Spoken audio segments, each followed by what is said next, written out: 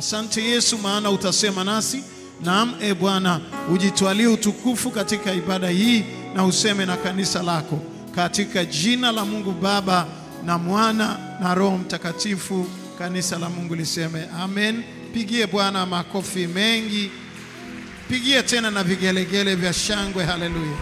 Ninaomba ukae katika uwepo wa Mungu wetu.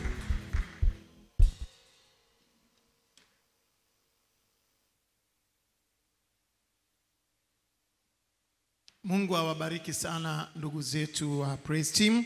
Kazi yenu ni njema na ya baraka, na tumpigie Bwana makofi mengi kabisa ya shangwe. Haleluya. Hii ni Kwaresma na leo ni siku ya Bwana ya pili kabla ya Pasaka, inayoitwa Yudika. Unihukumu kwa huruma, unihukumu kwa huruma.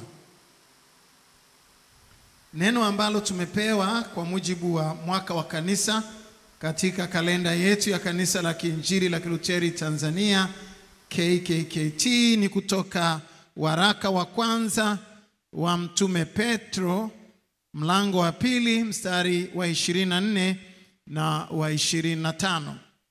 Waraka wa kwanza au Petro wa kwanza, mlango wa pili mstari wa 24 na wa 25. Tumepewa kutafakari katika kalenda ya mwaka wa kanisa mistari miwili leo.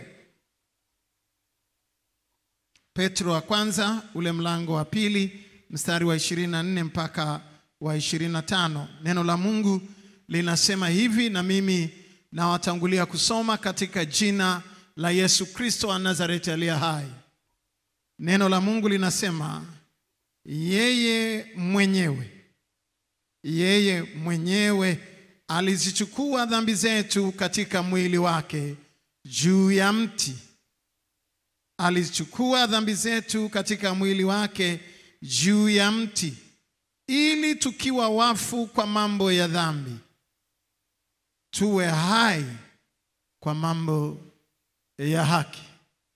Tuwe hai kwa mambo ya haki. Tuwe hai kwa mambo ya haki.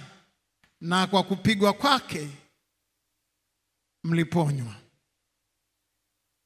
Kwa maana mlikuwa mmepotea kama kondoo, lakini sasa mmemrudia mchungaji na mwangalizi wa roho zenu.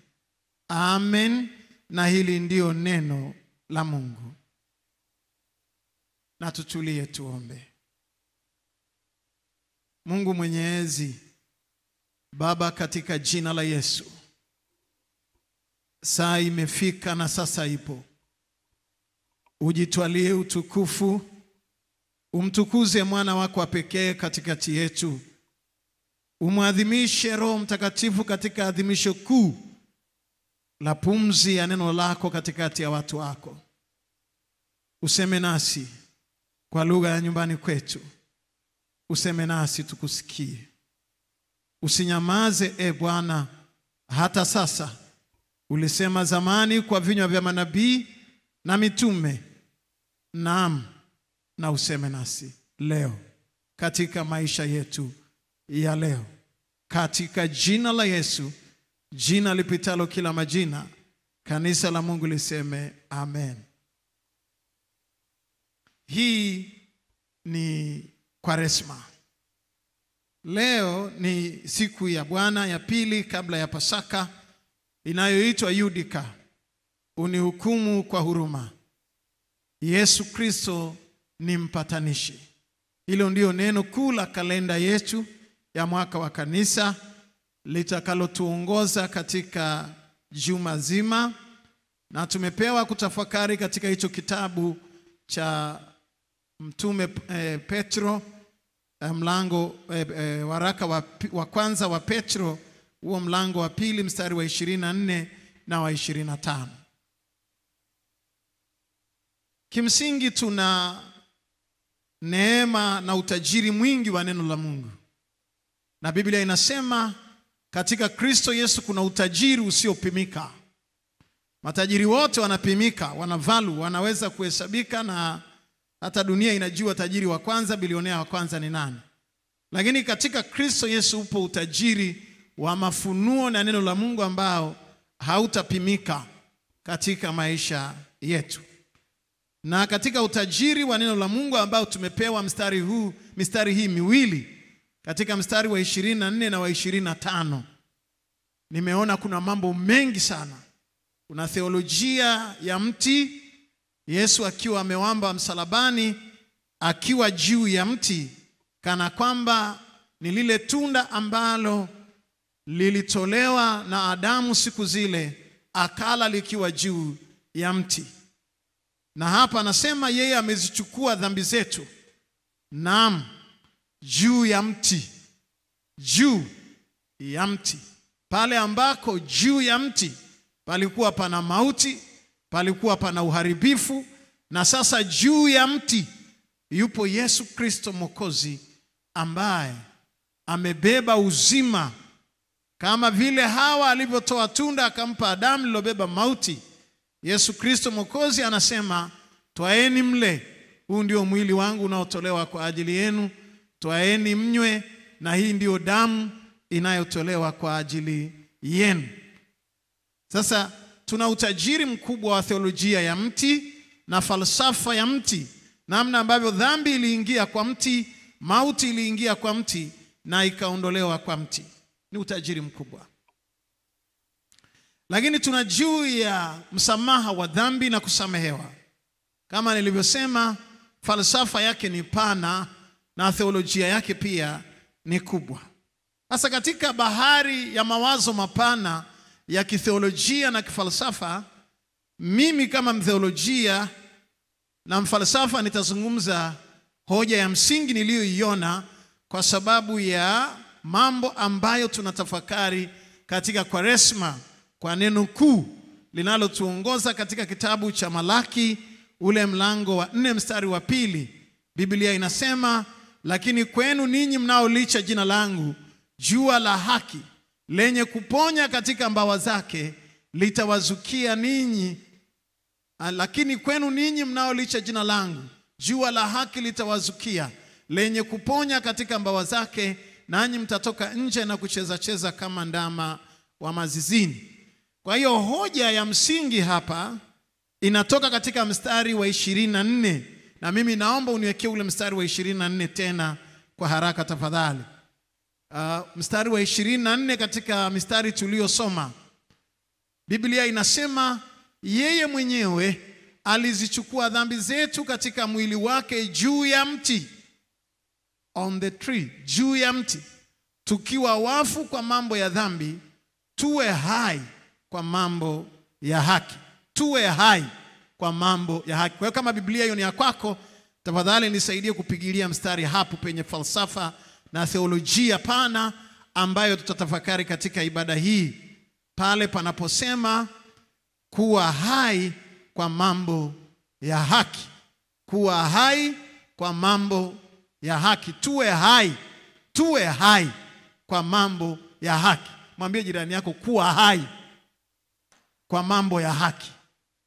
Na hapa ujumbe wetu ni kama unavyoonekana katika ubao wetu. Na leo niko darasani kidogo, napenda kufundisha na nasikia upako wa kufundisha. Kuwa hai kwa mambo ya haki. Kuwa hai kwa mambo ya haki. Kuwa hai kwa mambo ya haki. Na bila shaka umechukua notebook yako na utapenda kuandika. Na wale tunaoabudu na sisi online, ninajua ninaabudu na nyie kwa ukaribu kabisa, na ningependa nione watu wakiandika kwenye notes zetu mle ndani kwenye ubao wetu wa online, lakini pia kwenye notes zako binafsi na comment ambazo ni positive, zenye uwezo wa kuwasaidia watu. Tumsifu Yesu Kristo. Kuwa hai kwa mambo ya haki. Kuwa hai kwa mambo ya haki. Mwambie aliyeko nyuma yako, kuwa hai. Geuka tu mwambie, kuwa hai kwa mambo ya haki.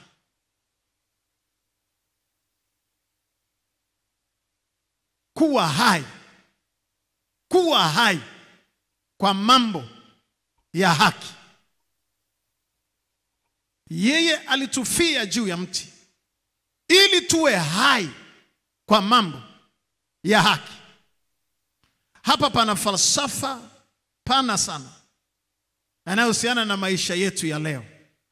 Lakini pia kuna theolojia pana sana inayohusiana na maisha yetu ya leo. Kuwa hai kwa mambo ya haki. Pengine utasema, mchungaji, unataka kusema nini? Katika maisha yako ya kawaida, jitahidi sana kuwa hai kwa mambo ya haki, kwa sababu jua la haki litakuzukia lenye kuponya katika mbawa zake.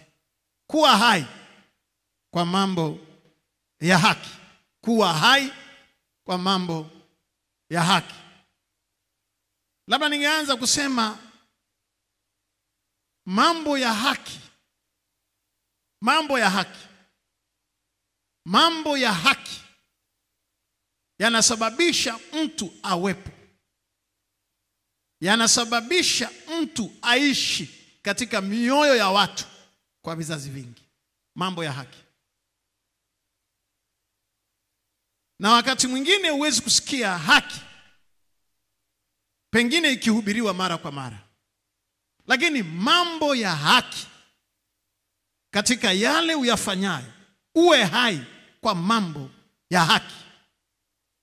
Kama uko hai kazini, uwe hai kwa mambo ya haki. Kama uko hai kwenye karama na kipawa, uwe hai kwa mambo ya haki. Kama uko hai unaishi leo katika dunia hii, uwe hai kwa mambo ya haki.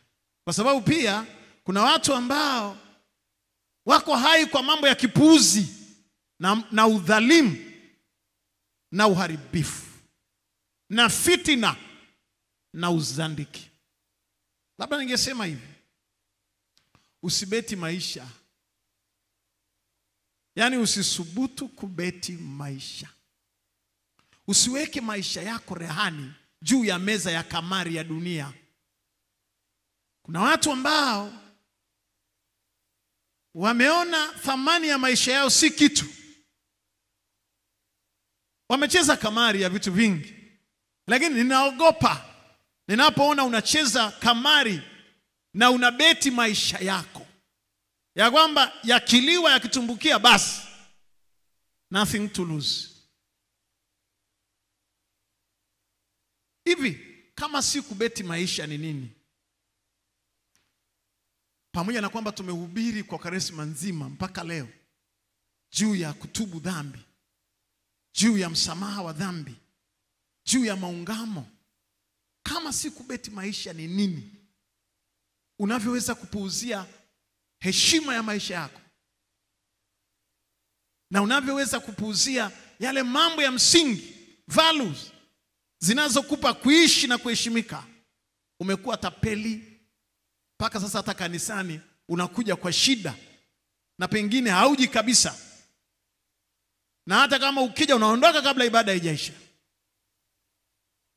Mimi nilikuwa nakazanaga kila siku kusema msiondoke kabla ibada haijaisha. Mtu mmoja akaniambia tunadaiwa. Hayo tusubiri ibada ishe, alafu ukishawaombea watu umewabariki na baraka zao tunazo, tuna madeni hapa. Inabidi tusepe mapema, mchungaji. Tuache utubarikiage tukiwa tunaondoka. Tuna mambo mengi yanayotukimbiza kanisani. Kubeti maisha. Hivi kama si kubeti maisha ni nini? Unavyojirahisisha. Are you cheap like chips? Unavyojirahisisha. Kama si kubeti maisha ni nini, wasichana mnaotembea na waume za watu? Kama si kubeti maisha ni nini? Kama si kubeti maisha ni nini, ninyi vijana mnaohangaika na mushangazi? Ngoja nirekebishe.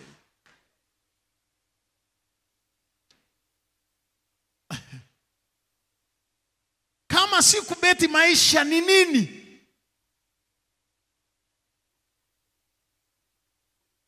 Usibeti maisha. Kama si kubeti maisha ni nini? Ulivyo mvivu wa kufikiri, wa kufanya maamuzi, wa kuchukua action, yani kufanya kitu kwa vitendo. Umri unaenda, umeandika madayari hapa, umevaa ma-t-shirt, discipline, destiny sijui kitu gani, start wa impossible na t-shirt unayo nyumbani.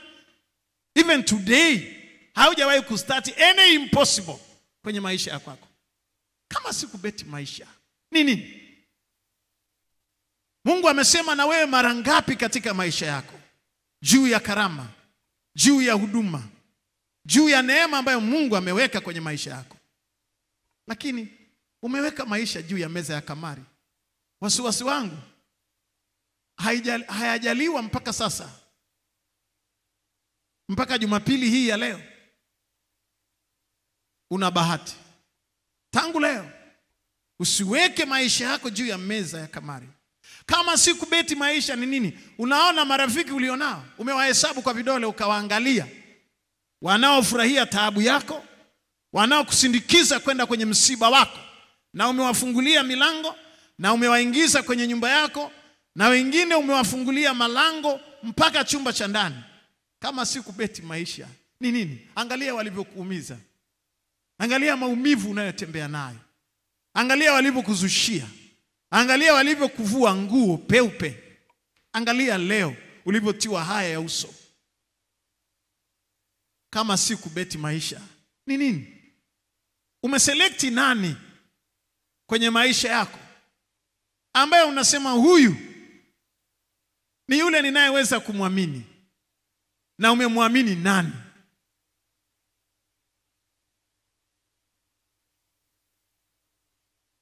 Wapendwa, asubuhi ya leo nataka utafakari pamoja nami kuwa hai kwa mambo ya haki. Kuwa hai kwa mambo ya haki. Angalia jinsi ambavyo moyo wako unavuja damu, pengine kwa sababu ya makosa mbalimbali ambayo ulibeti maisha. Kweli uliachezea kamari. Ni nini vijana? Kama si kucheza kamari na maisha, unavuta bangi, madawa ya kulevya, unakunywa pombe, ulevi, zinaa. Ni nini?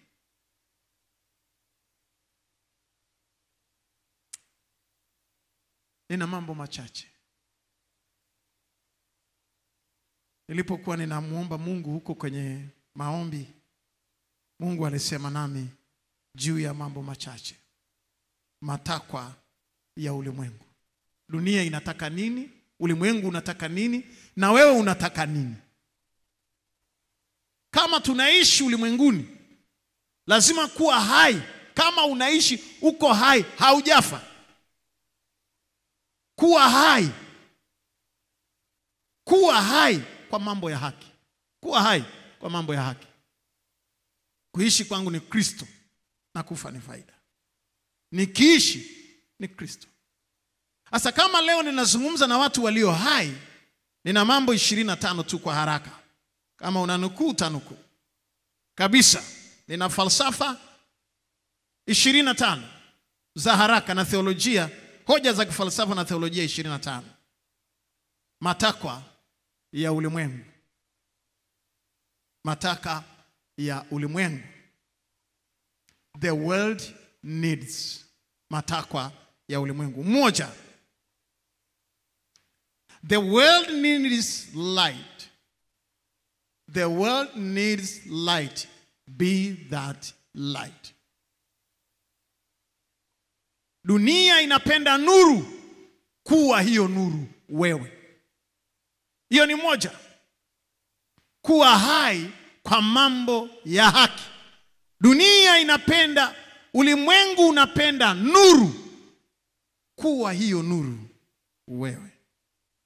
Jambo la pili. The world needs peace. Be that peace. Dunia, ulimwengu unataka amani. Kuwa hiyo amani wewe kwenye maisha ya kwako. Kuwa hai kwa mambo ya haki. Jambo la tatu, falsafa ya tatu. The world needs hope. Be that hope, my dear. Dunia, ulimwengu unapenda tumaini na unataka tumaini. Kuwa hilo tumaini wewe, kuishi kwa mambo ya haki. Macho ubaoni. Jambo la nne. Jambo la nne. The world needs love. Be that love. Ulimwengu unataka upendo. Ulimwengu unataka upendo. Kuwa huo upendo wewe, kuishi katika mambo na kuwa katika mambo ya haki. Jambo la nne. Jambo la tano. The world needs truth. Be that truth. I'm the way and the truth. Yesu Kristo anasema, mimi ndimi njia na kweli na uzima. Dunia inapenda ukweli. Kuwa huo ukweli wewe.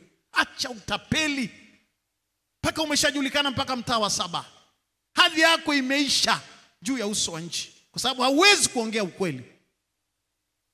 Kuwa hai kwa mambo ya haki. Yesu Kristo Mwokozi anasema, I am the way, the truth and the life. Mimi ndimi njia na kweli na uzima. Naomba urudie tena hapo kwenye kweli. Hii ni shida ya watu wengi. The world needs truth. Be that truth. Kikisha unakuwa kweli kwenye maisha ya kwako. Yesu akasema, nilikuja kwa ajili ya hiyo kweli. Pilato akamuuliza, kweli ni nini? Kweli, neema na kweli zilikuja kwa mkono wa Kristo. Sheria na Torati zilikuja kwa mkono wa Musa. Truth. Jambo la 6. The world needs bread.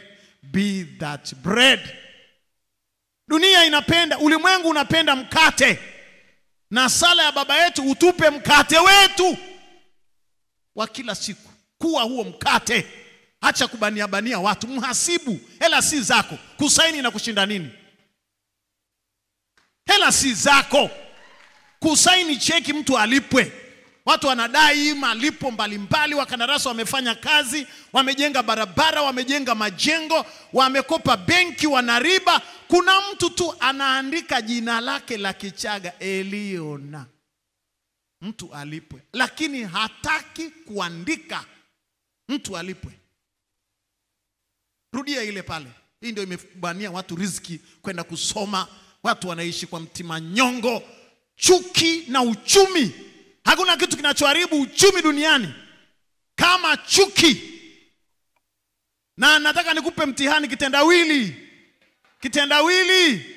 Ukishindwa utanipa mji uko mbele ya safari. Ni nchi gani katika East Africa inayoongoza kwa chuki? Personal attack. Chuki binafsi. Mtajua wenyewe. Mkishtakiwa mtakoma ubishi. Shauri yenu. Ni simu. Maendeleo yake taratibu. Na maendeleo yanaweza yakaendelea sana. Ukasikia nchi imeenda kwenye uchumi fulani, lakini watu wake hawaendi. Inawezekana ikawa figa ya uchumi umepanda, tumeenda kwenye uchumi sijui wa ngazi ngapi, inasoma figa. World Bank inasoma figa. Kwenye Umoja wa Mataifa inasoma figa. Benki Kuu inasoma figa ya uchumi umepanda, lakini watu wake ni maskini kwa sababu ya chuki binafsi. The world need bread.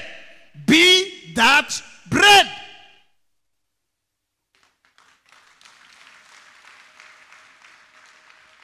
Kuwa hai. Mwambie jirani yako, mchungaji leo anatuzingua. Kuwa hai kwa mambo ya haki. Kuwa kuwa hai kwa mambo ya haki. Tunaomba hapa, utupe mkate wetu wa kila siku. Huyu mtu anategemewa. Huyu mtu ana baba, ana bibi wa miaka 90, miaka 80, miaka 100. Anahitaji special treatment. Anahitaji bima ya afya. Huyu mtu ambaye unamzuilia kwenda kusoma, kupanda cheo, unayeficha mafaili yake, unayepambana naye ofisini, kuwa hai jamani kwa mambo ya haki. Dunia inapenda mkate, kuwa huo mkate. Na Yesu Kristo akasema, mimi ndiyo mkate wa uzima. Aulaye mwili wangu na kuinywa damu yangu anao uzima wa milele. Kama Yesu Kristo ni mkate wa ulimwengu, kwa nini wewe usiwe mkate kwenye shirika unalofanyia kazi? Kwa nini usiwe mkate kwenye taasisi ambayo upo? Alafu unasema mimi ni Mkristo. Mkristo, Kristo aliye mkate wa watu. Wewe ni kisirani cha watu. Upone na kuokoka kabla Pasaka haijafika. Wako wapi watu wanaonielewa sawa sawa hapa? Paka watu wanasemaga kabisa, leo fulani ndio yupo hapa, si kama nitapita yule. Kwa sababu yani ni anabana. Mpaka imefika mahali Waswahili wa hapa Kijitonyama kwa Alimaua, na mimi ndio mchungaji wao mpaka kule Mtogole. Kule Mtogole tukasema mpambe nuksi. Yani tumechoka, yani tumekuchoka, basi mpambe nuksi. Tunajifarijia hapo, mpambe nuksi. Jamaa hana shida ya kutoa hela. Mkate ni mkate ulimwengu. Be that bread. Haujawahi kukubali kuwa mkate. Jisikie kuwa mkate. Unaficha chakula mpaka kinakuwa kiporo, mpaka kinachacha. Unaenda kutupa jalalani. Are you happy now? Are you happy now? Unajua kuna mtu mchoyo Yesu hasubutu kukupa chakula kilichoiva. Asubutu. Ekariapo nende wabionde umu. Yani hata subutu ataumwa na tumbo. Hathubutu kuwa mkate. Are you the bread? Dunia inataka mkate. Ulimwengu tunaomba kanisani kila siku, utupe mkate wetu wa kila siku. Yesu ni mkate wa ulimwengu.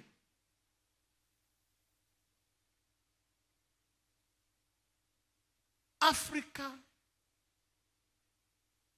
the bread of the world. Africa ni mkate wa dunia. Material zote, low material, vitu vingi tangu dunia imekuwepo mpaka leo, from Africa. Hata watu waliofanya maisha yakawepo duniani, uzalishaji mkubwa, watumwa waliofanya kazi katika mashamba ya mabeberu na mabepari sijui na wadude gani na wakoloni. Afrika. Afrika ni kikapu cha mkate wa dunia hata leo. Sasa ninakuomba sana. Hilo lilikuwa jambo la ngapi hilo? Hebu rudisha hilo jambo ambalo tunazungumza la mkate. Kwa jambo la ngapi? Jambo la ngapi? Hebu rudisha pale. The world needs bread. Be that bread. Please, ninakuomba. Kuwa mkate. Kuwa mkate tu. Uwe fursa za watu, uwe nafasi za watu, uwe baraka za watu. Mungu alimbariki Ibrahim akafanyika kuwa baraka. Hakikisha unakuwa mkate. Ukienda asubuhi kazini, mwambie Mungu, na kama unataka hata utengenezewe fitina za kuzimu, hazitaka zikupate, kwa sababu unakuwa hai kwa mambo ya haki. Kiingia usisema Mungu niko hapa kwa ajili ya mkate. Mimi ni mkate wa watu wengine. Nataka nikuambie mkate wa watu. Hakuna uchawi wala uganga wala silaha wala ulimi wala fitina itakayofanikiwa. Kama uamini tuulize sisi. Kama uamini tuulize sisi. Hebu punga mkono pamoja na mimi. Ipikwe fitina itakavyopikwa. Ukiwa ni mkate wa watu, it will never happen.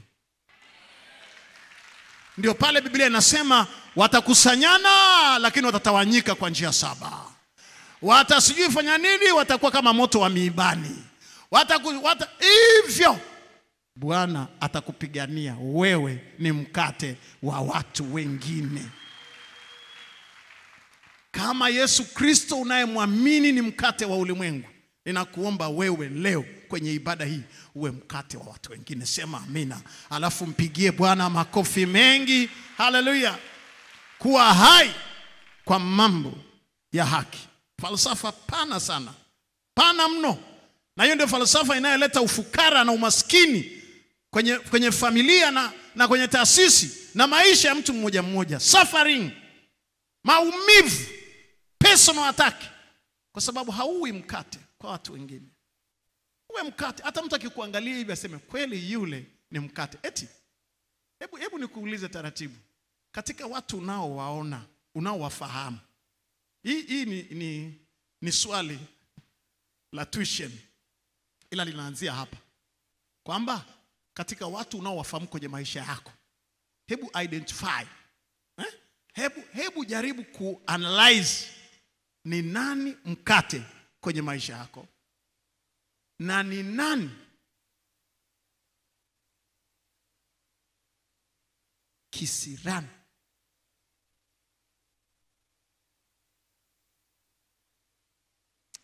Yaani kule kwetu Moshi nimejaribu kutafuta jina hapa sijapata. Kule kwetu Moshi tunasema mafurunja.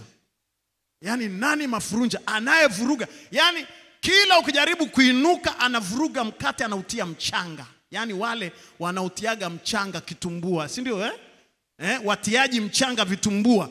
Wataalamu wanatembea na mchanga. Yaani ukienda wakati unasali unasema umeshapata mkate, tuombe. Ukifunga macho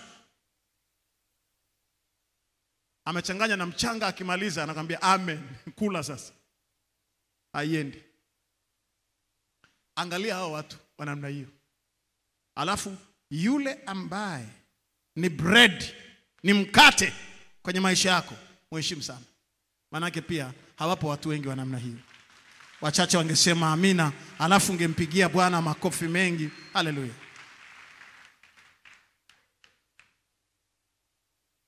Kuna mapadri ni mkate. Kuna wachungaji ni mkate. Kuna manager, kuna leaders ni mkate. Wamebeba riziki za watu wengine kwenye maisha yao. Kuna wazazi ni mikate. Na kuna wazazi wengine mtoto amesoma, ana master's degree, yuko kazini, kila siku mama anamwambia utarudi tu, yatakushinda, umejidai umesoma na alimlipiaga ada. Au kama hajamlipia ada, baba ndiye alisomesha. Lakini unakuta analaani. Unajua tu kama hii sio anayekutafutia mkate. Hawa ni wale ambao ni wafunga riziki, wachawi wa riziki katika maisha ya watu. Anaweza akawa baba, anaweza akawa mama, anaweza akawa ndugu wa kuzaliwa, anayekutakia mabaya tu, akiamka mabaya, yani hivi. Lakini nataka niwaambie, nilishafundisha hapa, back to sender.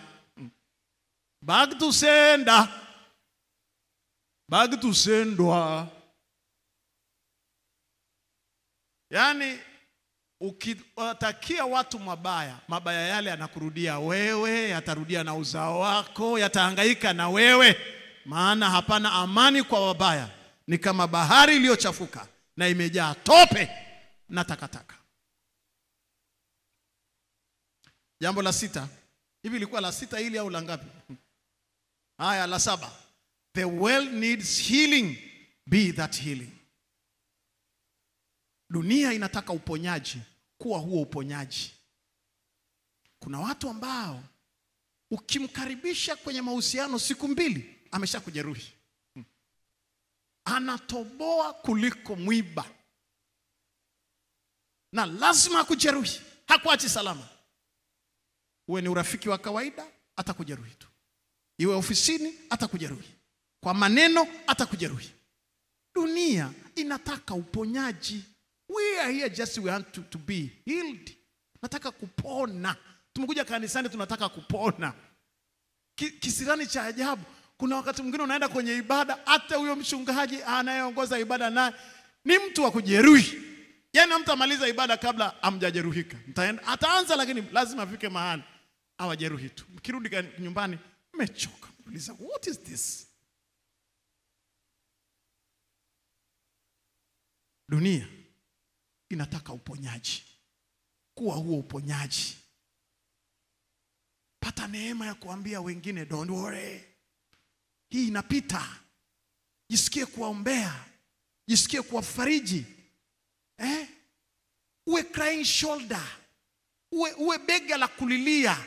Mtu akija na dhiki akukute, umpokee, alie, umtulize. Lakini usiwe sababu ya kuliza watu kwenye maisha yako na kuwaumiza wengine. Kuna watu ambaye ukisalimiana naye ni mauti. Yaani ni mauti. There is no healing. Jambo jingine. Jambo la 8. The world needs blessing. Be that blessings. Dunia inataka baraka. Hata hapa mwishoni nitatoa baraka. Na Mungu alimwambia Ibrahim, nitakubariki kiwango cha kufanyika baraka kwa watu wengine. Be that blessings. Hakikisha umekuwa baraka. Kwenye kwaya uwe baraka. Sio kwamba kwaya inasafiri na wewe ni kero njia nzima. Ngoja nigeukie. Unajua kidole cha mchungaji unaweza kawashana anambia mchungaji kule kanisani. Ngoja niangalie masista.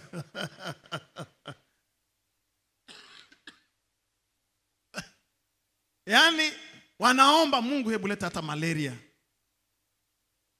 huyu asiondoke na sisi kwenye hii safari. Maana yake lazima utakuwa kero tu huko safari. Nilikuwa mchungaji wa usharika fulani nisiutaje. Mwanakwaya mmoja akajenga, akahamia mbali na usharika.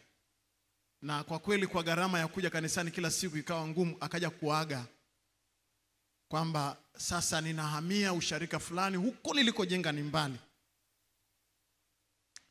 Nikaona ile kwaya yote Jumapili iliyofuata wametangaza shukrani, sadaka ya shukrani ya pekee. Kisirani kahama. Sasa mimi nikawauliza, jamani nyie mna nini? Akasema mchungaji, hatukufichi. Kitendo cha fulani kujenga akahama kwenye hii kwaya na kwenye huu sharika, sasa kwaya itainuka. Watu wanashukuru. Kama kifo cha Herode. Watu wanasema afadhali.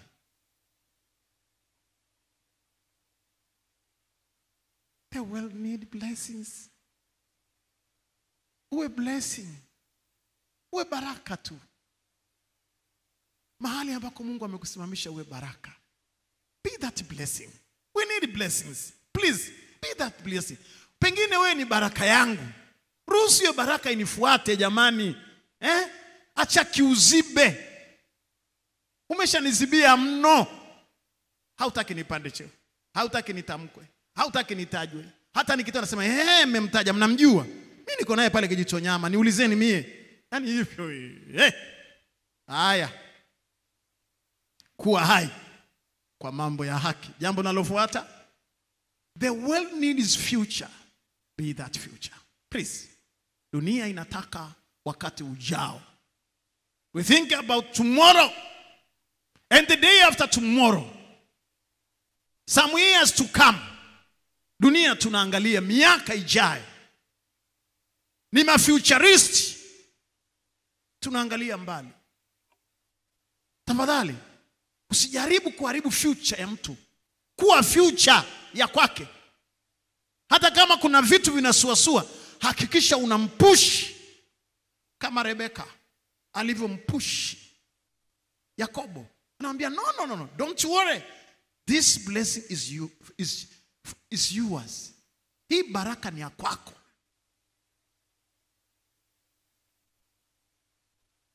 Usiogope. Mama mimi naogopa, ndugu yangu anavinywelea. Anambia no, don't worry. I know about your future. Niko hapa kuhakikisha future yako inasimama. Akamwambia, nenda kanitengenezee chakula. Akachukua mavazi ya Esau akamvalisha, akachukua sijui nini ngozi akamvalisha. Akamwambia mama, mimi sina vinyolea kama. Akamwambia wewe utakuvalisha ndevu za beberu. Ndevu za beberu utavaa mwanangu, lakini future yako itakuwepo. Jamani, I like. Na mimi ninajua kuna wazazi ambao wamesimamia future za watoto wao. Uko hapa kwa sababu kuna baba au kuna mama pilipili kichaa, bakora kwa kwenda mbele, lakini amesimamia future yako. Uko kama ulivyo leo. Tuwapigie makofi hawa watu. Wengine ni bibi. Kuna wengine mmekulia kwa bibi hapa. Hakuna cha baba wala mama. Bibi, babu, mjomba, shangazi, lakini wamesimamia future yao. Future yako. Tafadhali, baada ya mahubiri haya, muamala usome. Alafu waambie mchungaji Kimaro ametukumbusha kwamba tutume muamala, na ole wako usitume.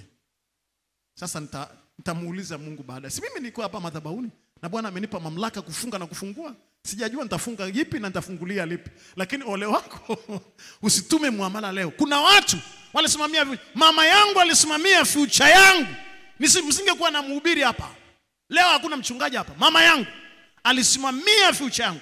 Hatuna uwezo wa ada, sina fedha, hana hela, ni mama wa kijijini. Tumezaliwa watoto 7. Mama wa kijijini anachuma majani ya kahawa, ananiambia utakwenda shule. Mama bila ananiambia utakwenda shule. Kwa majani ya kahawa. Amesimamia future. Hata juzi nilimkumbuka na kilo 100 jamani, wiki hii za mchele. Anambia aende atumbukie kwenye hilo gunia. Tajua mwenyewe. Hebu punga mkono wako.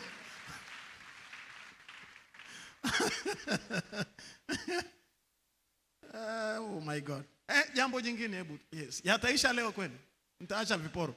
The world needs justice. Be that justice. Dunia inataka haki. Kuwa hiyo haki. Hakikisha unakuwa haki. Katika kila kitu ambacho unafanya, hakikisha umekuwa hiyo haki. Na leo Tanzania hatuna shida kubwa sana ya amani. Inawezekana tukawa na shida ya haki. Afrika hatuna shida kubwa sana ya amani, lakini tuna shida kubwa sana ya haki. Tuna umaskini wa haki na tunapaswa kuhubiri haki. Kila mtu aliye na sikio asikie neno ambalo Roho anasema na kanisa lake. The world needs happiness. Be that happiness. Dunia inapenda furaha. Kuwa hiyo furaha. Kuwa hiyo furaha. Sababisha wengine waone furaha kwa ajili ya wewe kuwepo. The world needs gift. Be that gift. Dunia inapenda zawadi. Kuwa hiyo zawadi. Watu waseme huyu ni zawadi tulipewa. Kwenye hii nyumba yetu, hii ni zawadi tulipewa. Huyu mke ni zawadi Mungu alinipa. Huyu mwanaume ni zawadi Mungu alinipa. Hapa kwenye kwaya, Mama Kishimbo ni zawadi Mungu alitupa. Tunafanyaga mazoezi nyumbani kwake na chai. Nasikiaga mnakujaga na chai na juisi. Habari zenu ninazo. Faili lenu ninalo. Fura sina. Pigieni Mama Kishimbo makofi mengi. Gifti. Nyumba yake katika familia ambayo sitaisahau ni familia ya Mama Kishimbo na Engineer Kishimbo. Nilipopangwa usharika huu, tukaanza ibada ya Evening Glory. Kwenye baraza la wazee tunauliza how kumanage hizi kwaya ambazo zilikuwa zinatumia hapa kufanya mazoezi. Watafanyaje mazoezi jioni? Kwaya kuu ikakutana siku na kwaya uamsho na uinjilisti wote wanakutana siku moja. Tukasema tunafanya nini? Mama Kishimbo na mume wake wakasema sisi tutaibeba kwaya kuu iwe inafanyia mazoezi kwetu. Dunia inapenda zawadi na hawa watu wamekuwa zawadi. Hautapungukiwa Mama Kishimbo. Nimekunyoshia kidole cha baraka. Mimi ni mchungaji. Umebarikiwa wewe na uzao wako na maisha yako yote. Na Mungu akupe maisha marefu. Mpigie Bwana makofi mengi ya shangwe. Haleluya. Endelea mbele, sijui ni mambo gani nishavurugwa mimi hapa. The world needs profit. Be that profit. Dunia inataka faida. Kuwa wewe hiyo faida. Hakikisha ni faida. Ukiajiriwa mahali, kuwa faida. Na hili, labda niweke hapo pause kidogo. Kuna watu ambao wanatafuta kazi, wakipata kazi ni kisirani tu. Ni damage, ni kuiba. Vijana wengi wakati mwingine, walio wengi, mna haraka ya utajiri. Sio wote, kuna ambao wana discipline. Msiende tena kutafuta kesi nyingine.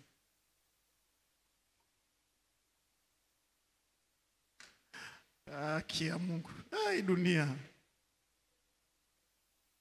Mama kisasa. Dunia hii, mama ni perazi kuishi na watu kazi mamangu.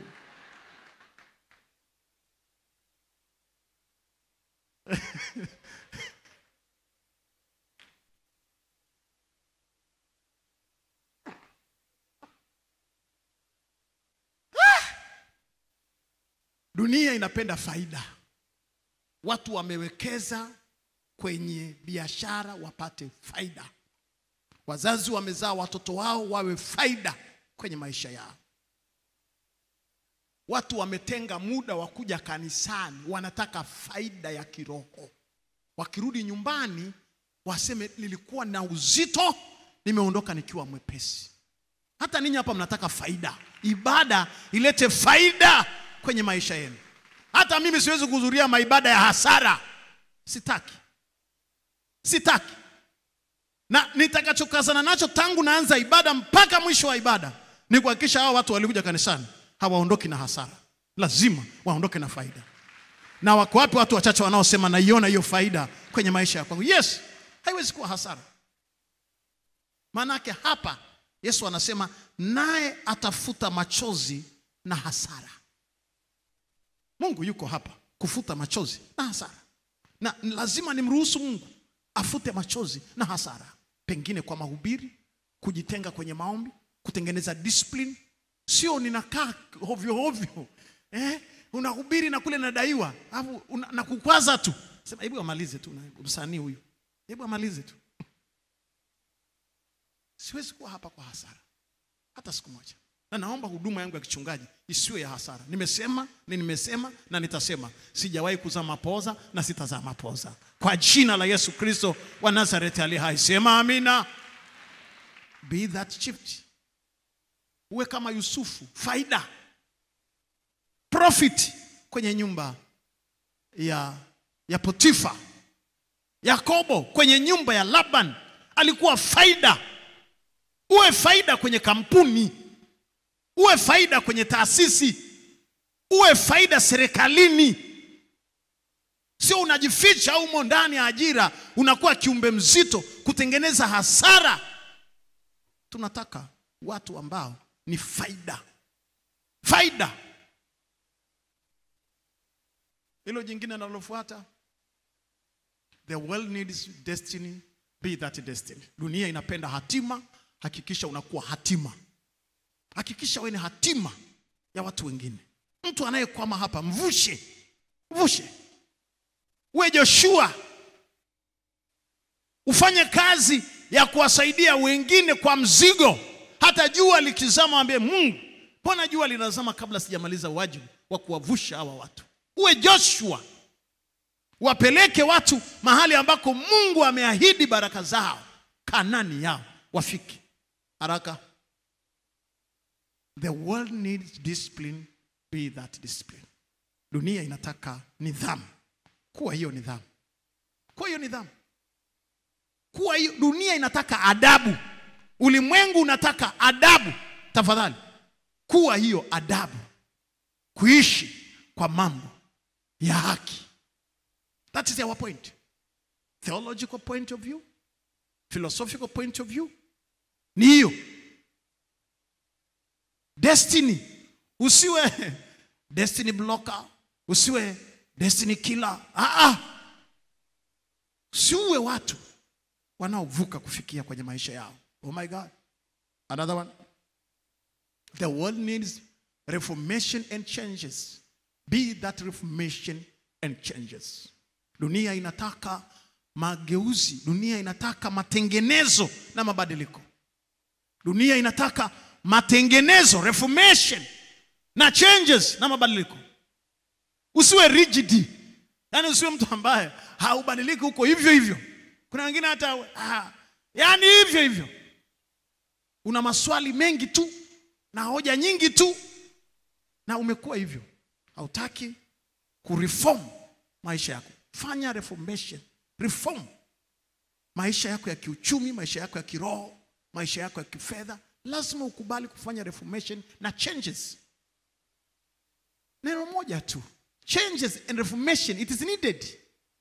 Usifikiri tangu umezaliwa na tangu umemaliza chuo kikuu na tangu umetangazwa kwenye hadhara ya graduation umepata degree, masters, PhD ndio imeishia pale. No, you need reformation. Watu walioleta maana ya maisha duniani ni reformers. Watu ambao wameleta reformation, akina Martin Luther, ambao wamefanya reformation ya kanisa, matengenezo ya kanisa, na kuleta pure theology tunayohubiri leo. Watu walivua usiku kucha, hawajapata kitu. Yesu alipokuja akawaambia, mna kitoweo? Akasema hatujapata kitu. Mmefanya kwa masaa yote hatujapata kitu. Yesu akamwambia, tupeni jarife upande wa pili wa chombo. Walikuwa wanatupa kushoto tu. Kushoto tu. Jarife lina upana wa hii hapa, nilishasema tena. Ni upana wa huu mlango hapa. Mtumbwi wa kuvua samaki ni kama upana wa hii mlango hapa. Wao walikuwa wanaweka kushoto. Yesu alipokuja akamwambia, reformation and changes. Right? Kwa hiyo usije ukakaa mahali haujigusi. Hatukuumbwa duniani kuvumilia matatizo. Tumekuja duniani kutatua matatizo. That's why, ndio maana tuko hapa. Pigie Bwana makofi mengi ya shangwe, haleluya. Na dunia inataka reformation. Usiogope kuwa reformer. Lazima uwe reformer. Kwa hivyo hii baada ya kusifu na kuabudu leo, nasema kwa neema ya Mungu. Sisemi katika kujisifu, nasema kwa neema ya Mungu kama ushuhuda ya kwamba hii baada ya kusifu na kuabudu leo, iliyo na sifa, iliyo na maombi na maombezi, iliyo na ibada moja, tulifanya reformation kwenye hili kanisa. Ilikuwa haipo. Nilianzia Kariakoo. Influence tukaisukuma kwa maombi, tukaisukuma haitakiwe ikaenda mpaka leo nimekuja Kichonyama nikaikuta. Haleluya. Dunia inapenda. Kama ulimwengu ungekuwa hautaki reformation, tungebakia pale pale. Ilikuwa ni mahubiri ya robo saa nyumbani. Lakini tumereform, tumeweka na maboksi ya maombi, tumereform, tumekuwa na sifu na kuabudu, tumereform. Kwaya zilikuwa ni kwaya kuu, kwaya ya uinjilisti, kwaya ya tarumbeta pengine, kwaya ya kina mama, kwaya ya vijana, ikizidi uamsho. Sharika nyingine tunaga kwaya ya uamsho, uamsho ndio uinjilisti. Lakini praise team ilikuwa haipo. Mmeonaje ninyi?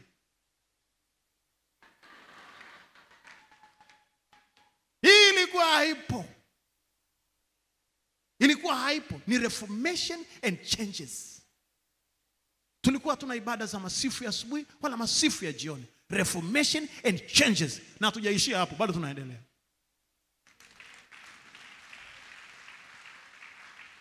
Tulikuwa hatuna hizi kamera, TV, live presentation. Nakumbuka hata mtu mmoja alinikejeli nilipoanza kuweka kule Kariakoo. Akaniambia, unaweka maskrini kanisani kwa sababu wewe ni Mchaga unataka kugeuza mpaka kanisani kuwa bar. Unaona jamani, mtu akikutukana akuchagulii tu. Kwa sababu haya TV yako bar eti. Kwa hiyo nimekuwa na roho ya Kichaga na wenzangu wanamiliki bar. Mimi nimeona sasa television. Nisilete kanisani. Yaani mtu akikutukana akuchagulii tu.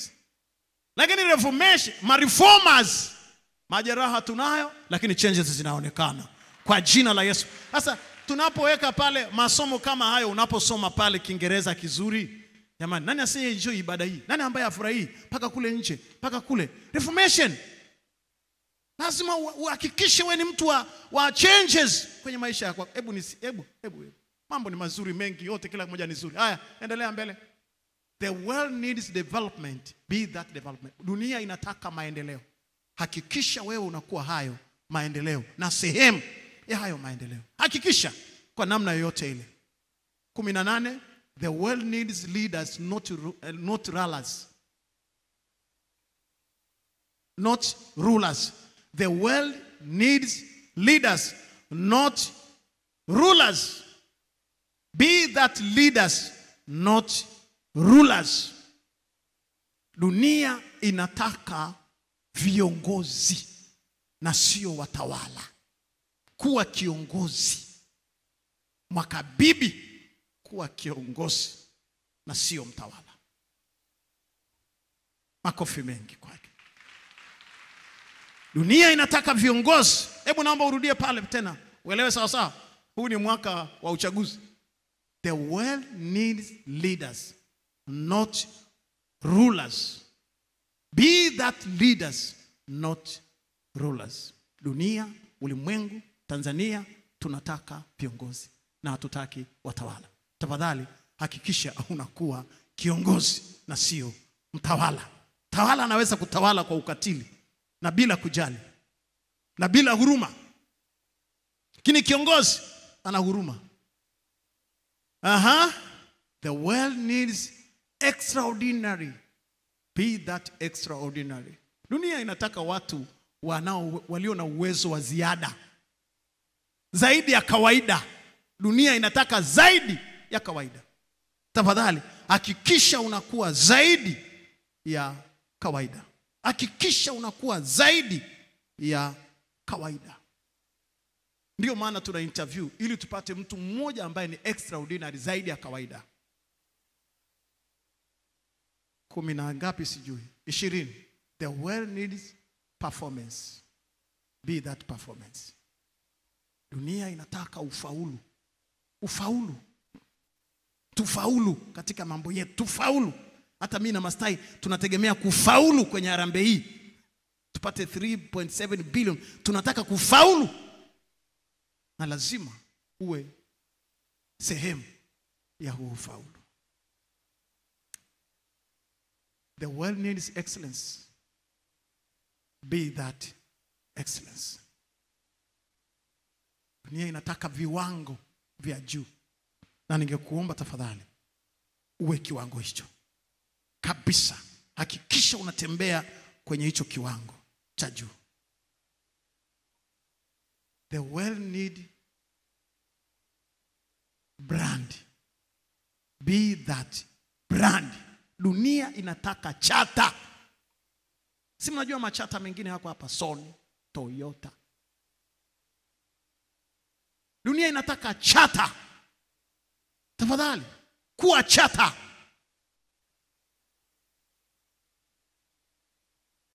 Nani chata wa timu ya Simba? Nani amebeba brand? Mchezaji gani ambaye ni nyota? Nyinyi mnaita nyota. Haya, mchezaji nyota wa Simba? Naam? Asante. Nani? Yanga, nani nyota wenu? Naam? Haya, ubishi umeshaanza. Wananchi.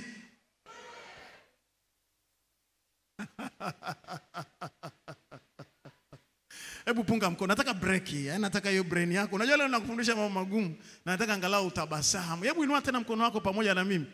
Nasema eti Yanga nani pale anabeba timu?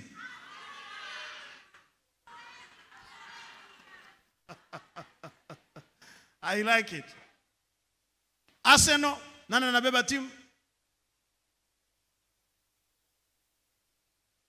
Huko Saudi Arabia nani anabeba timu siku hizi huko? Naam? Ronaldo. Hivi siku hizi kwa Saudi Watu wanajua mpira jamani. Okay. Dunia inapenda brand. Be that brand. Hii ni brand, sio brand. Brand. Chata. Uwe chata mahali fulani. Yaani watu wanataka hivyo. Na dunia inataka kuona. Kabisa. Kama una kampuni, una biashara, una ushindani wa kibiashara. Brand. kama una karama, una kipawa, brand. And brand your brand. Every day. Choir, lazima muwe na brand. Yani kuimba, no. Kuna kwaya iliimba sijazaliwa. Katika viumbe vyote vilivyoumbwa, binadamu kaumbika kuliko. Brand. Na kuna wengine waliimba, kila mtu atauchukua mzigo wake. Kuna wengine waliimba ndani ya safina.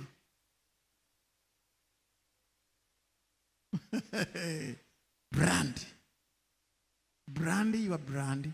Maintain your brand. Na hapa nazungumza juu ya personal brand. Personal brand. Usitembee na, yani hapa nimetaja Simba na Yanga. Kuna Yanga ni brand, Simba ni brand. Lakini ndani ya Simba na Yanga kuna personal brand. It's so powerful. Ina nguvu. Egypt ni brand. Yusufu, personal brand in the brand. Christianity ni brand. But Jesus himself, personal brand.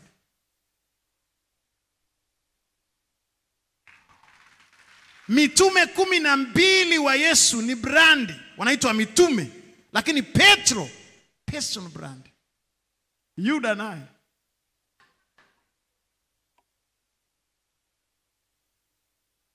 Hebu punga mkono pamoja na mimi. Tatizo muda haugandi. Hebu nendeni. The world need trademark. Be that trademark. Dunia inataka utambulisho na nembo ya kibiashara. Hii ni trademark. Alama ya kibiashara.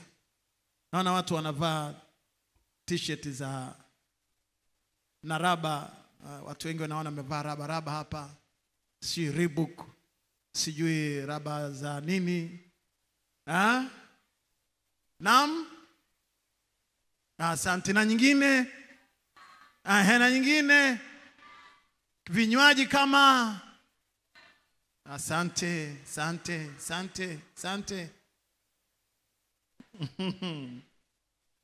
TV ya filamu bandika bandua stoke sebuleni ngo.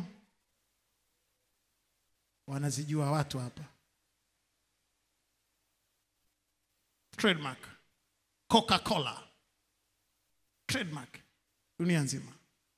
Unataka kuwa, dunia inataka trademark. Inataka tuelewe unafanya nini, wapi.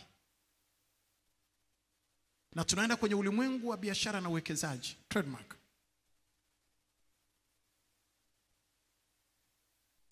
The world needs good news, be that good news. Dunia inataka habari njema. Habari ya kutuambia tuafa, tuondoka, tuazikwa. Dunia inataka habari njema. Mhubiri anahubiri alafu anaona watu hawaokoki. Mr. Maleo, mhubiri anahubiri anaona watu hawaokoki, anaanza mkwara. Roho amenionyesha mtakufa mnapoondoka hapa. Yaani hamtafika nyumbani. Kuna ajali mbaya nimeonyeshwa, naona damu. Naona damu. Dunia inataka habari njema. Dunia inataka good news. Uwe hizo habari njema katika maisha ya kwako. Alafu jambo la mwisho. The world needs life. Be that life. Dunia inataka maisha. Nani asiyetaka maisha jamani? Wewe unayo mengine kwenye free au ni haya? Kuwa maisha ya watu wengine. Dunia, ulimwengu unataka maisha, kuwa hayo maisha. Sasa kuwa hai kwa mambo ya haki ndio pointi yangu. Nafasi haitoshi sasa. Hizo hoja na falsafa chache nimezimaliza 25. Na naona kama muda wangu nao unaisha. Sasa nafanya nini? Mniruhusu nifundishe kitu kingine cha pili cha mwisho? Mmechoka bwana, tuachane na hii habari. Tutakutana tena siku ya kusifu na kuabudu nyingine eti. Hebu nione watu wanaopunga mikono yao.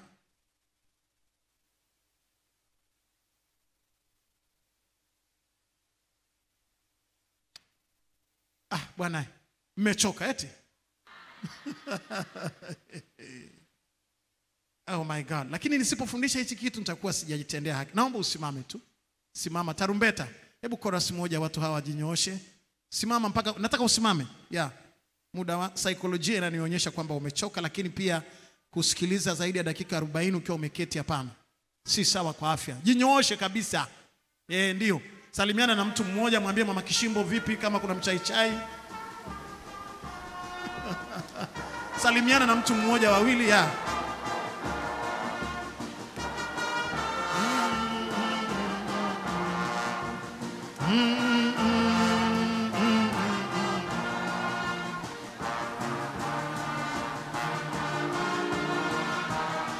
Viko wapi vigelegele vya shangwe? Haleluya!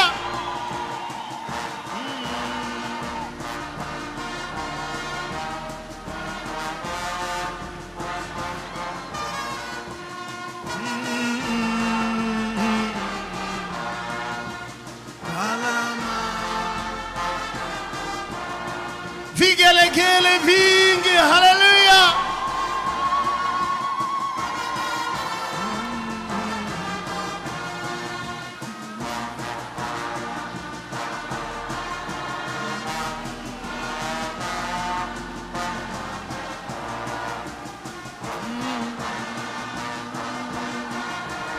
Piga tena vigelegele.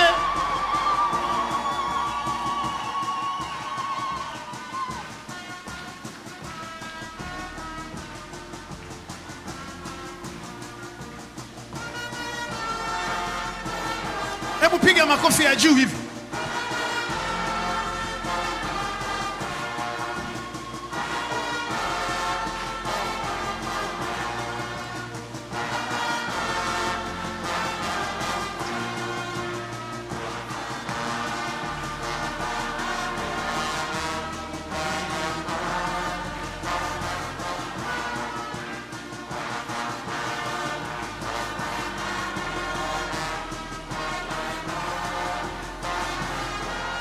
Pigie Jehova vigelegele vya shangwe. Piga tena, Yesu asikie. Wako wapi walio enjoy darasa leo? Alafu mpungie mkono, nipungie nione mpaka kule nje. Alafu mpigie Bwana makofi mengi ya shangwe. Haleluya. Amen. Naomba uketi. Mwambie jirani yako kuwa hai kwa mambo ya haki. Mwambie tena kuwa hai kwa mambo ya haki. Mwambie hili ni darasa. Okay, tumemaliza A, tunakwenda B. Uzuri wa maisha. Hivi ningeachaje kufundisha jambo hili kwa mfano jamani? Uzuri wa maisha. Uzuri wa maisha. Kuwa hai kwa mambo ya haki. Side B, uzuri wa maisha. Hiyo ni B na ya mwisho. Uzuri wa maisha. Beauty of life. Beauty of life. Uzuri wa maisha. Unaona uzuri wa maisha? Jamani. Kuwa hai kwa mambo ya haki. Nataka kusema nini hapa? Life is beautiful. Naomba uniwekee pale. Life is beautiful. Maisha ni mazuri. Life is beautiful when you make the effort to find beauty in it. Nitarudia. Life is beautiful when you make the effort to find beauty in it. Maisha ni mazuri sana. Maisha ni mazuri kama ukifanya bidii ya kutafuta uzuri ulioko ndani yake. Problem tunayoishi nayo leo, tunaposema kuwa hai kwa mambo ya haki, hatuangaliagi yale mazuri yaliyopo katika maisha yetu. Tutakwenda kwa haraka. Mfano, nzi na nyuki wote ni wadudu. Wanafanana, wanaruka pamoja. Tofauti ya nyuki na nzi ni nzi kuhamua kutafuta mambo yaliyooza tu na kukaa kwenye kampani ya vitu vinavyonuka tu. dunia moja under the same sun. Na hakuna product ya nzi zaidi ya kipindupindu na kuharisha.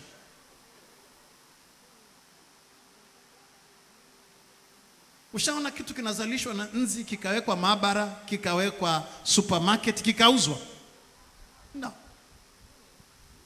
Lakini nyuki alijua ya kwamba life is beautiful, maisha ni mazuri, akaamua kuwekeza kwenye uzuri. Anaishi kwenye fresh flowers, mahali pazuri, na kule kumemsababisha kuzalisha asali inayopakiwa hapa na kuuzwa mpaka Marekani, mpaka Ulaya na Arabuni na dunia nzima, kwa sababu ya kuwekeza kwenye uzuri. Sasa kuna watu hapa watagawanyika makundi mawili. Maisha yako yanaweza yakawa ama maisha ya nzi ghafla tu, ama yakawa maisha ya nyuki na nzi. Ngoja nitumie ile microphone pale muone.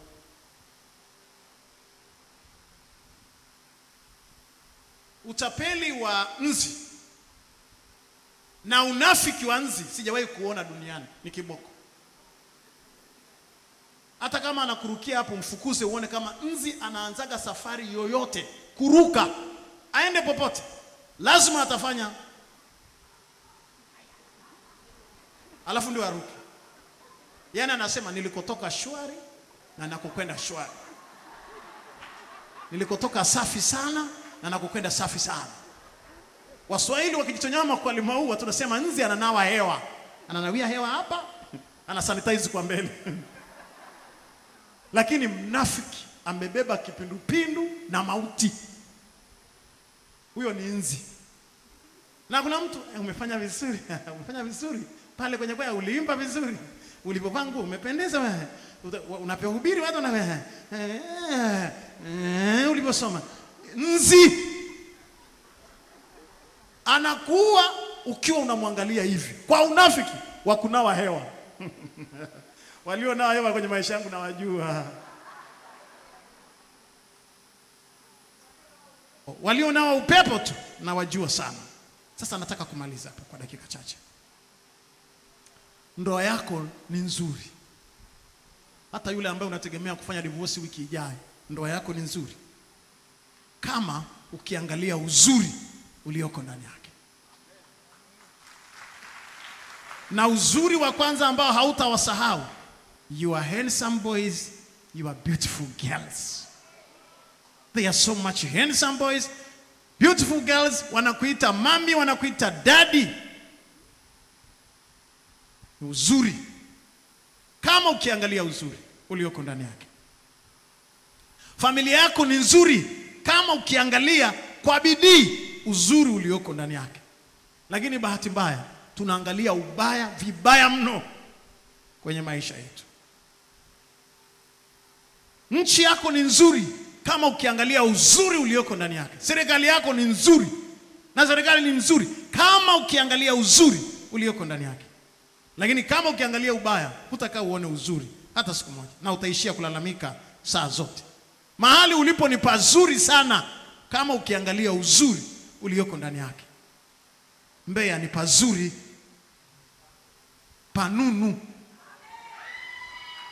Panunu pa Mbeya. Panunu. Pana viazi. Pana chips inazaliwa pale. Ukipaangalia kwa uzuri utapapenda. Ukipaangalia kwa ubaya utapakataa.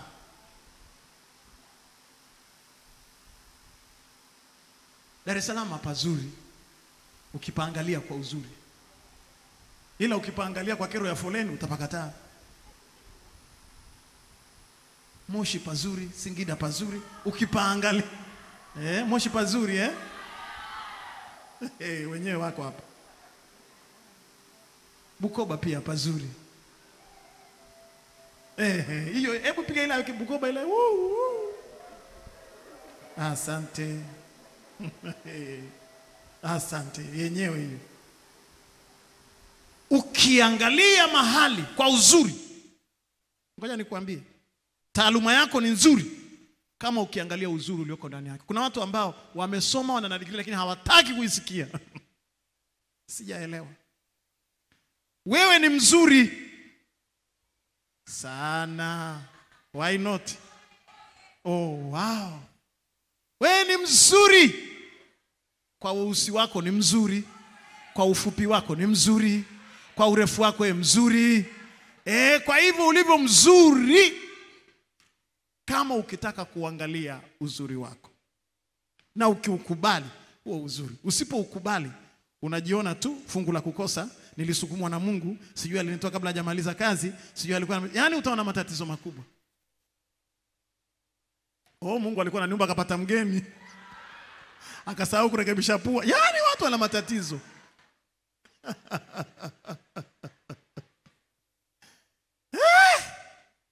Wewe ni mzuri, handsome, beautiful, ukiangalia uzuri kwenye maisha yako. Jinsia yako ni nzuri, usikatae. Kuitwa baba, yani kuitwa mwanaume ni mzuri, ni vizuri. Jinsia yako hiyo. Jinsia ya kike ni nzuri, usijikatae. Wanawake wachache wangesema amina hapo. Hali yako ni nzuri. Tatizo lako hauikubali hali yako, lakini ni nzuri. Kuna watu saizi wanapumulia oxygen. Kuna watu ambao saizi hawana viungo kama ulivyo navyo, na wanajiuliza hivyo una matatizo gani? Lakini hujawahi kujiangalia uzuri ulioko ndani yako na hali yako. Mwaka huu pia ni mzuri. Huu mwezi wa 4, Jumapili ya kwanza, huu mwaka mzuri. Ukiuangalia katika uzuri. Ukiuangalia katika uzuri. Hebu punga mkono wako. Sasa nataka ni summarize kwa falsafa pana, kwa falsafa ndogo hapa. Uzuri wa ndugu za Yusufu ni kumuuza Misri akawe waziri mkuu. Na walipokwenda akamwambia msiogope, ninyi mlinikusudia mabaya, lakini ndani yenu kulikuwa kuna uzuri. Kwa hiyo hata adui zako kuna uzuri. Kuna mtu mmoja aliandika kitabu akasema I love Idi Amin. Nampenda Idi Amin. Na angalia taratibu. Kuna watu waliokufanyaga ukatili lakini umekusaidia. Kwa kuwa kuna upendo wa kupendao ambao hautakusaidia, lakini kuna chuki ya wakuchukiao itakayokusaidia. I like it. Pigie Bwana makofi mengi ya shangwe, haleluya.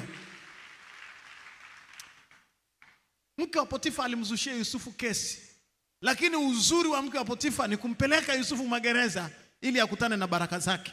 Huo ndio uzuri. Maisha, life is beautiful kama ukitafuta uzuri ulioko ndani yake.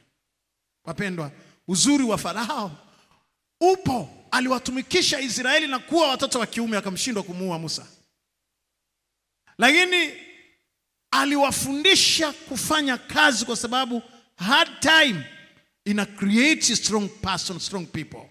Aliwatengeneza Israeli mpaka leo ni taifa la ajabu linalouza brain duniani. I love and I like Farao. Maisha ni mazuri ukiangalia uzuri. Kuna mtu ambaye anaweza akakusumbua, akakutosha, mpaka akakufundisha kwenda more than that, kwenda extra mileage. Kuna wengine hata msingesoma nyie kama msingepata matatizo kazini. Eti dada, wewe ungesomaga mpaka masters wewe kweli na uvivu wote huu. Lakini alikuja mtu hapo, akiamka bosi wako akiamka ana wewe. Akiamka asema hebu nitafute shule nikapumzike. Kupumzika, umerudi, umeongezewa mshahara, una cheo na cheti, una taaluma, una akili, na saa nyingine ushakuwa bosi kuliko hata yule ambaye alikuwa anakutosha. Maisha ni mazuri kama ukiangalia uzuri ulioko ndani yake. Lakini uzuri wa Hamani wa kufitiri Mordekai auawe na kutengeneza msalaba ulikuwa ni uzuri sana. Kuleta msalaba ikulu ili amtundike Mordekai, lakini badala yake kwa uzuri ule ule aliyokuwa amefikiri ni ubaya, lakini ndipo bahati na kisimati kikamwangukia Mordekai, akawa waziri mkuu na Hamani akauawa. Lakini pia upo uzuri wa utasa wa Sara, Hana na Elizabeth. Sara tasa kwa miaka mingi. Uzuri wake, alizaa mtoto huyu mmoja. Huyo mtoto akazaa taifa. Wanawake wote waliozaaga kesho yake na wiki inayofuata kama sungura na kama sijui kitu gani, waliokuwa na uzazi kama Biblia inavyosema utabarikiwa utakuzuka kama michi ya mizeituni. Wanawake wote walioolewa na Sara siku moja wakazaa hawajaandikwa kwenye Biblia. Lakini huyu tasa ameandikwa kwenye Biblia. Si tu kwamba alizaa baada ya biolojia na sayansi kukataa, lakini mtoto wa tasa akazaa taifa la Israeli. Uzuri wa utasa wa Hana, alizaa mtoto mmoja tu. Penina alikuwa na wengi wasio na idadi, lakini ndani ya huo utasa uzuri wake alimzaa Samueli mmoja tu, mtoto wa tasa, akaandika historia katika Biblia.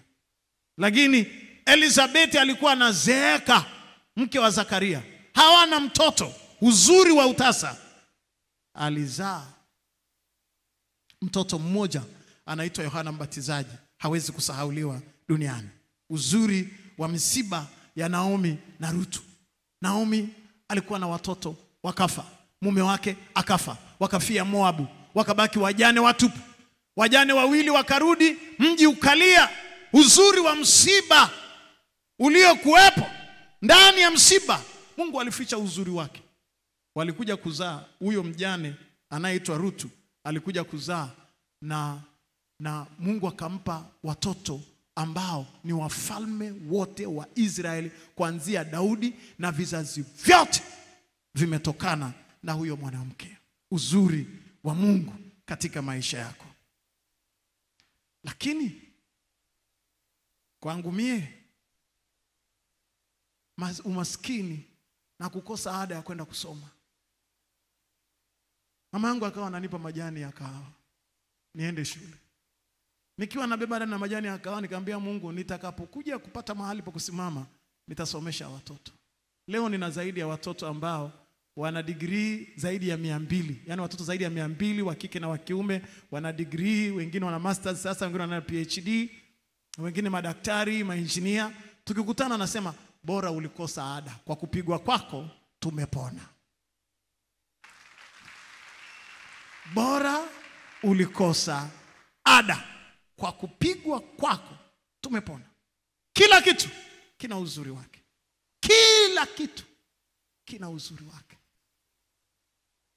Kijijini kwetu tulipokwenda kutoa shukrani, Mungu akatupa almost karibu 1,500,000. Mwana kijiji mmoja kabisa, hata nisidhania kama anajua Biblia, akanukuu neno la leo. Nasema, kwa hizi hela za kumalizia kanisa letu hapa kijijini, tungejenga hata miaka 50. Kwa kupigwa kwako tumepona. Bora yaliyokupata, na bora yalikupata sawa sawa. Bora yalikupata sawa sawa, tena hayakutosha. Nasema hivi, watu wengine hawana huruma, nasema tena hayakutosha, tungetaka kidogo tena, labda yangeongezeka tu na dau lingeongezeka huko. Kwa hiyo kuna faida.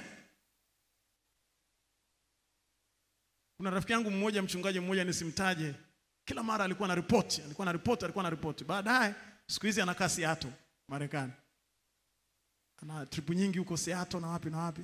Nilipokutana naye akaniambia, bwana, jambo lako lilisababisha nikatoka nikaenda mbali. Wakati ule wa mapito unahangaika huko, mimi nazungumza naropoka. Hivyo dunia imeniona, mke wangu na mimi siku hizi tunakaa Seattle. Ananiambia, kwa kupigwa kwako kila jambo lina uzuri wake. Sasa huyo mchungaji mimi simjui. Hebu punga mkono. Simjui jamani, mbona mnalazimisha? Mimi simjui. Simama. My time is over. Muda wangu umeisha. Haya mahubiri hayawezi kuisha, lakini muda wangu ndio umeisha. My time is over.